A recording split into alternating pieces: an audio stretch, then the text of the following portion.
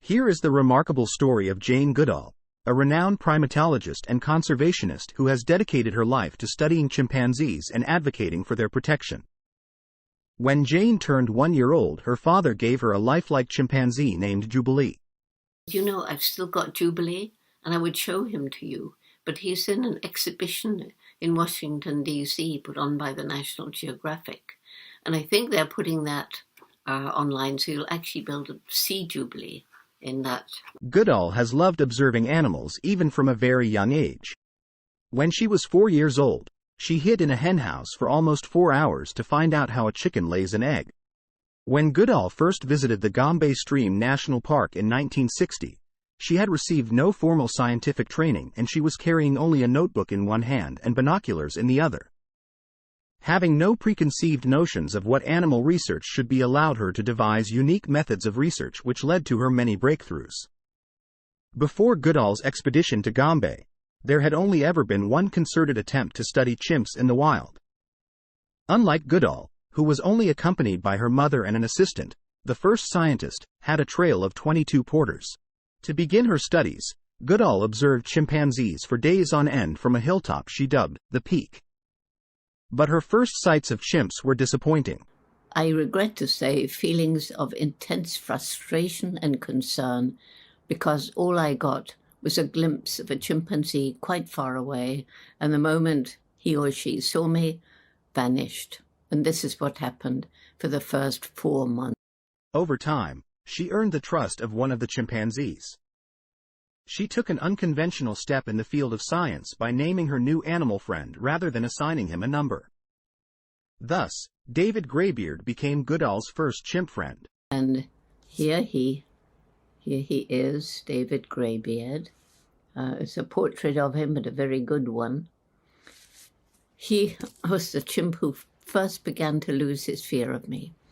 And so he let me get reasonably close, and through my binoculars I could see a hand reaching out, picking grass stems, pushing them into a termite mound, slowly withdrawing them and eating off the termites. Sometimes he picked a leafy twig and he had to carefully strip the leaves.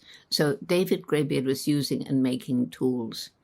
And why was this so exciting? Because back then, scientists believed that humans, and only humans, were the tool-using animals. In fact, we were defined as man, the tool maker.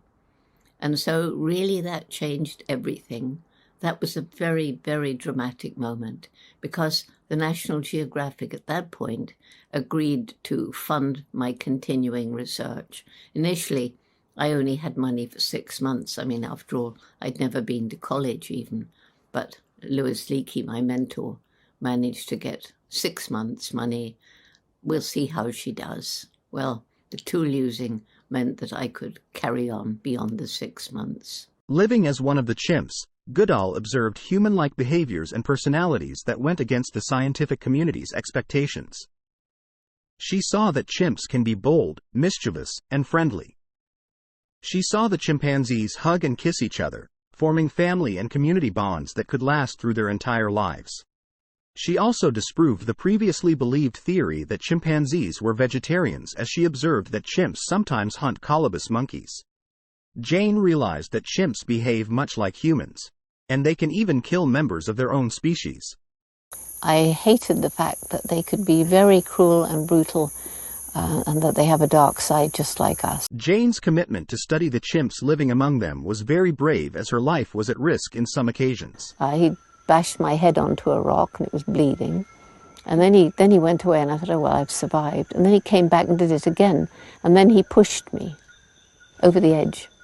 And if there hadn't been some little bushes growing there, I wouldn't be here now, because it was a way big drop. Considering the similarities between chimps and human behavior, could the study of chimps help to understand human behavior? Well, Louise Leakey wanted someone to study chimpanzees because they are our closest living relative. We share 98.6% of DNA with them. And, of course, a lot of our behavior is very much the same. And Louise Lewis postulated ahead of his time that chimpanzees and humans were probably descended from an ape-like, human-like creature about 6 million years ago.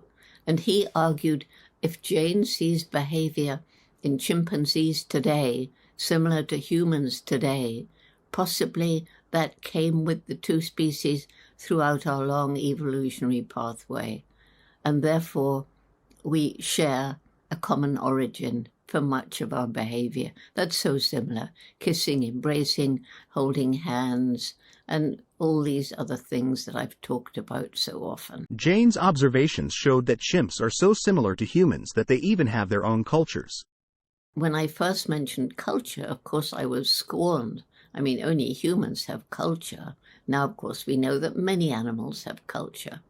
And back then, it was very, very, very exciting to see there were different tool-using behaviors.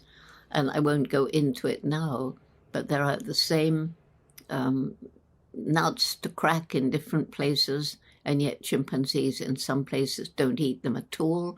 In other places, they break them open with rocks. And there are some foods that are eaten in some places and the same foods are not touched in others. There's a lot like that. And what I find really fascinating is that quite clearly cultures can be introduced at any time. And one example, in Gombe, chimpanzees make nests at night and stay there all night. In very hot parts of Africa, in Senegal and Mali, where we're studying chimps, it's so hot in the day that on moonlit nights, they will forage at night. And the interesting one, which has to be very modern behavior, is in Uganda, where chimpanzees along the Albertine Rift are losing more and more of their habitat to cattle and human development, sugarcane, and so on. And so because they're losing so much of their food, they have to try new foods, which is unusual because they're very conservative. So they've taken to crop raiding, and this, of course, is dangerous. So there they have learned to raid for crops on moonlit nights. This is really fascinating, and I would love to study differences in their vocalizations and differences in gestures. We got a little bit of evidence that the same gesture may be used by chimps in different places, but for a different purpose. In the early 80s, Jane flew in a small plane over the Gombe Park, and she was shocked to see large-scale deforestation on the other side where local villages were rapidly expanding. Miles of bare hills stretched where once untouched forests had stood. Jane knew that she had to take action to protect the forest and preserve the critical habitat of the chimpanzees. She shifted from scientist to conservationist and activist. Jane helped set up several refuges for chimps and established the Jane Goodall Institute in 1977, a global community-centered conservation organization. The first time I flew over Gombe in a small plane in the late 80s was a real shock because outside the park the forest had gone, and at one time it was contiguous forest from Kigoma all the way around through Burundi, curling around into Congo. And that was when I realized that unless we worked with the people around Gombe, there was no way we could even try to save these famous chimpanzees. And so our Takari Take Care program was born, and improving the lives of the people in a holistic way, so that in turn they have become our partners. They've become village forest monitors, and even guys who perhaps never learned to read and write as children are using these sophisticated tablets and iPads and things of that sort to monitor the change in the forest. The forests are coming back. Chimpanzees have 3 times more forest than they had when we began the program. And not only do we have this sophisticated technology in the field, but we can do emails right here from Gombe.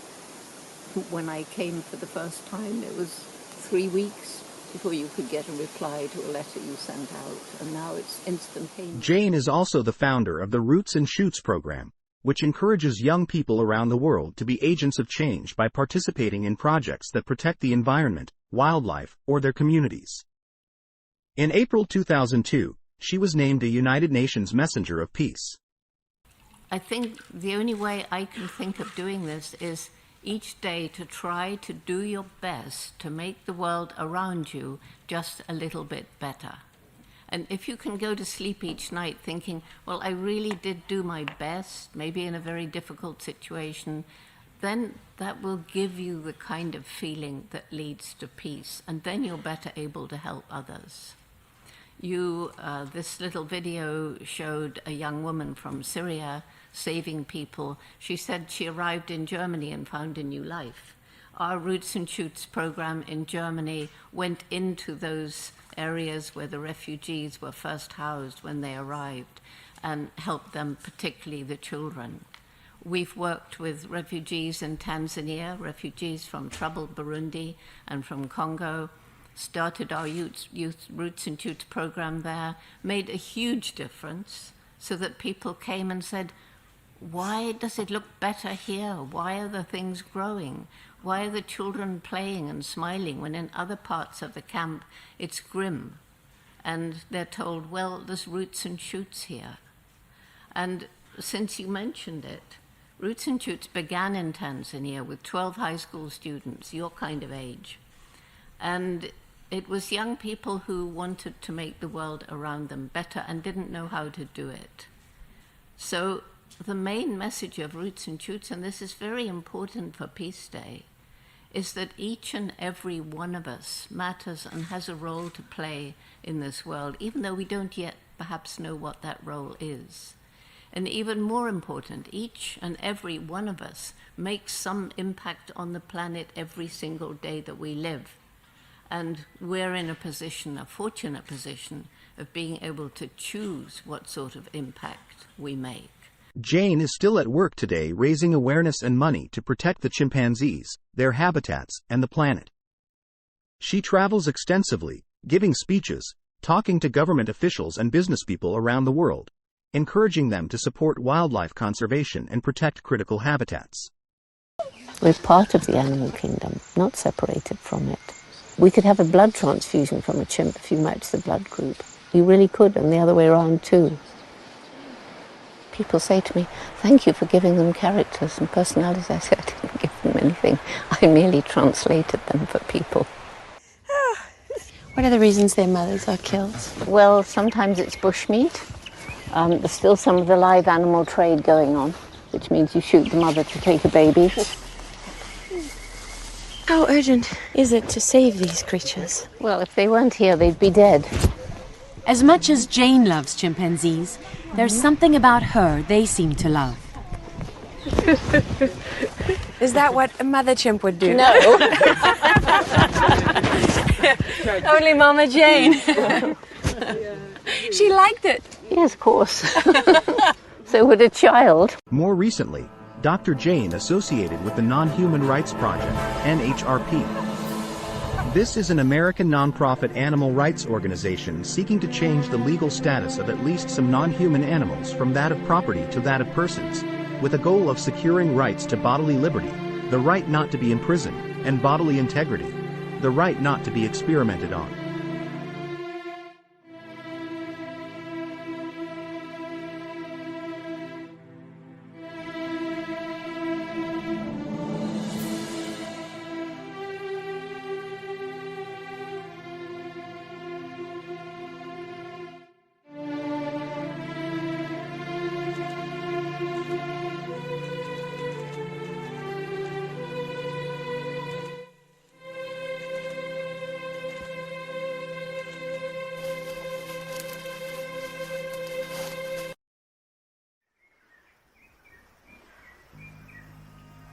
I have come to have a feeling for the forest for its own sake.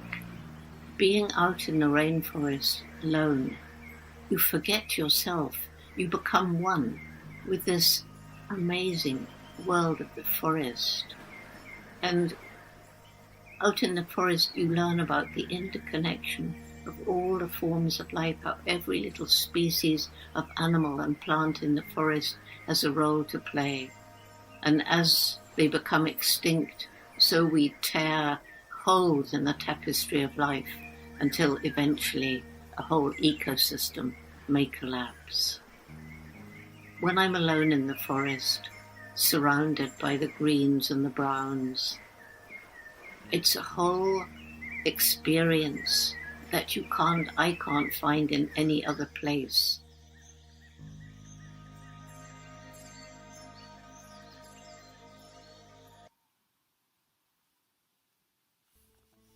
The story of a little girl called Jane who dreamed of helping animals and grew up to help change the world. Help me to change the world. You can. You can. Thank you.